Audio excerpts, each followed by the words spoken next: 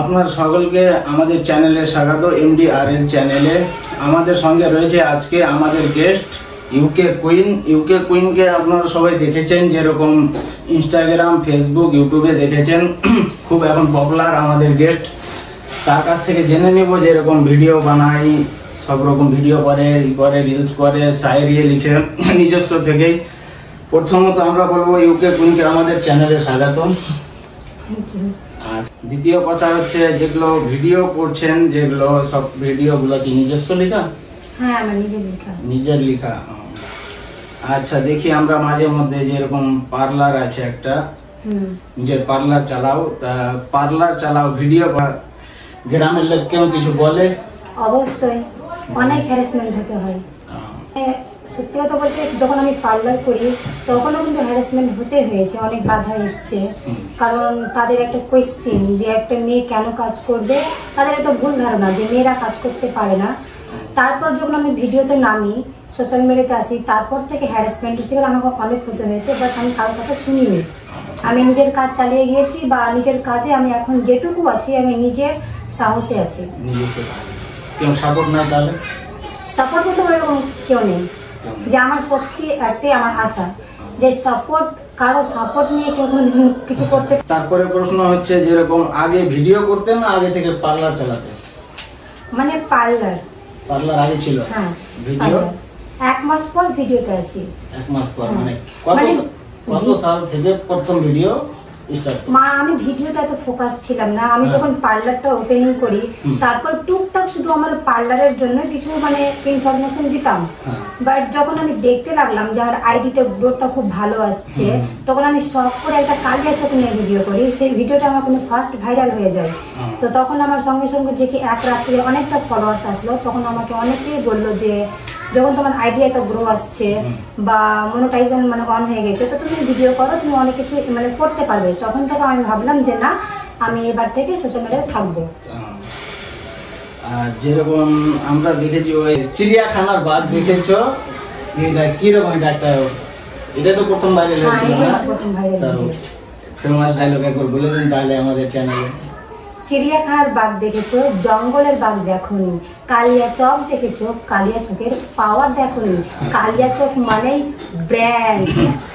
তারপরে প্রশ্ন হচ্ছে, বিয়ে কি হয়ে গেছে? হ্যাঁ, বিয়ে হয়ে গেছে। হাজবেন্ড কোনো বাধা দেয়? না, আমাকে বাধা দেয়নি। বাট সে মানে আমি যখন বলি যে আমার একটা স্বপ্ন, তো সেইটুকু সে পাশে থাকে কি হ্যাঁ তুমি তোমার মতন করে করো। হাজবেন্ড যদি বলে, আইডিতে দেখে থাকি ইউকে কুইন, সেটার ফুল নাম কি বা কি রয়েছে এটা? আসলে আমার নাম হচ্ছে উম্মে কুলসুম। তো যখন আমি পেজ খুলি তো শর্টকাট নাম মানে খুঁজে পাচ্ছিলাম না, তো বাস উম্মে ইউ আর কুলসুমের কে, মানে আমার নামের ইউটিউব অক্ষর, শর্ট ফর্ম ইউকে কুইন। হ্যাঁ। মাছের চাইতে কামচি বড়, ধানের চেয়ে কই, এটা যেটা সাইড আমরা শুনেছিলাম। মাছের চাইতে কামচি কিরকম বড় হয় আমরা বুঝতে পারছি না। এটা সাইড এই ব্যাপারটা নিয়ে আমি একটু মানে বলতে গেলে একটা ইশারা। প্রথমত যেমন নেতারা আছে, নেতা কিন্তু চামচাগুলো বড়, বাট ওরা বড় না, তার বড়টা দেখায়। তো সেইরকম সেই উদ্দেশ্যে ভিডিওটা করেছিলাম যে মানে বাস নিজস্ব জায়গাটা আছে, বাট কমচিগুলো কি করে, নাড়া চড়া বেশি করে। তাই তো সেই জন্য বললাম যে মানে বাসের থেকে কমচি বড়, বাট সেটা না।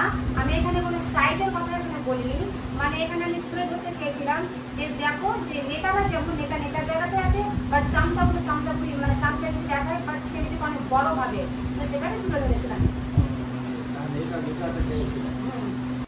রোস্ট মারা চলছে, এটা নিয়ে কি বলতে?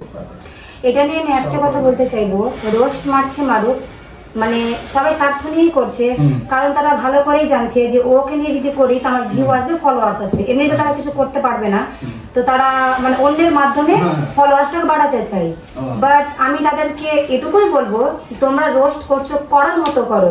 যদি অশ্লীল ভাষায় ব্যবহার করো তো অবশ্যই এটা কিন্তু আইনত ব্যবস্থা করা হবে। তো আমাকে নিয়ে যারা করেছে, যারা অনেকেই দেখেছি যে এমনি নর্মাল ভাবে করেছে, সেটাকে আমি মানে নর্মাল চোখে নিয়েছি। বাট যারা আমাকে অশ্লীল ভাষা বলেছে তাদের আমি কোনোদিনও ক্ষমা করতে পারবো না, কারণ আমার ব্যক্তিত্ব জীবনে নাক গালানোর তাদের কোনো অধিকার নেই। তো এই বিষয় নিয়ে আমি কিন্তু সাইবার ক্রাইমে তাদের নামে কমপ্লেন করেছি। ভবিষ্যতে কি রকম মানে কি করতে চাও? আগে নায়িকা বা আর কিছু কোনো সিনেমা গান, লং গান হতে পারে? আমি ভবিষ্যতে শুধু একটাই টার্গেট, আমি অসহায় মানুষের পাশে দাঁড়াতে চাই। দাঁড়ানোর উদ্দেশ্যটা কিরকম? কারণ তাদের যে কষ্ট সেটা আমি ফিল করতে পারি। কারণ আমিও একটা মধ্যবিত্ত পরিবারের, আমি কোনো কোটিপতি কোনো লাখপতির মেয়ে নয়, আমি একটা নর্মাল ঘরের মেয়ে। তো আমি দেখেছি অনেকটা অসহায় মানুষ টাকার কাছে বা খাবারের কাছে হেরে গেছে, এবং কি আমি আমার চোখের সামনে আমি এমন একটা মানুষকে দেখেছি যে টাকার জন্য মানে দুমুঠো খাবারের জন্য সে নিজের প্রাণ হারিয়েছে। তো আমার একটাই উদ্দেশ্য তারা যেন ভালো থাকুক, ক্ষণিকের জন্য হলেও তারা একটু ভালো থাকুক। আমি তো সারা জীবন তাদের দায়িত্ব নিতে পারবো না, কিন্তু ক্ষণিকের জন্য যদি আমার তরফ থেকে যদি একটু ভালো থাকতে পারে, এটা আমি নিজের গর্ব মনে করবো।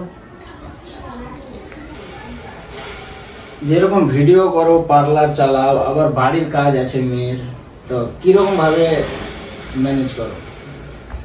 ম্যানেজ করতে হয়, মানে ইচ্ছা করলে সবকিছু হয়। প্রথমত আমি যতক্ষণ বাড়িতে তখন আমি হাউস ওয়াইফ, যখন আমি পার্লারে তখন আমি একটা বিউটিশিয়ান। আর মানে টাইম আমি মানে ফ্রি একদমই থাকি না, আমাকে টাইম বার করতে হয়। যে কাজের ফাঁকেও ভিডিও শুট করার জন্য সপ্তাহে আমি একদিন ভিডিও করি, সপ্তাহে মানে কি আমি 7 দিনের ভিডিও একদিনে করে ফেলি, মানে একদিনে হয়ে যায়। আর মানে আমাকে প্রত্যেকটা কাজ আমাকে একাই সামলাতে হয়, আর সেটা আমার মনের উৎসাহ হতে হয়। যে কোনো মানে এটা বলতে চাইছো যে সবাই যে মনে যেটা ভেবে নিবে সেটা যদি করতে চায় তো করতে পারবে, ঠিক আছে? তোমার যেগুলো ভিউয়ার্স আছে সেগুলোকে কি বলতে চাও? প্রথমত তাদেরকে অসংখ্য ধন্যবাদ জানাই যে আমাকে এতটা ভালোবাসে, এবং যে বোনগুলো আমাকে দেখে ভিডিও করতে চায় বা তাদের অনেক শখ আছে সোশ্যাল মিডিয়াতে আসা, বা কোনো কারণে করতে পারছে না বা করতে চাইছে, তাদের ছোট্ট একটা আমি মেসেজ দিতে চাই। তোমরা যদি সোশ্যাল মিডিয়াতে আসো তাহলে অবশ্যই একটা কথা মাথায় রাখবে, সম্মান করলে সম্মান পাবে। তোমরা যদি সবাইকে সম্মান করো তো অবশ্যই সম্মানের যোগ্য হবে। আমি এটুকু বলতে চাই। এখান থেকে ভিডিও শেষ করলাম।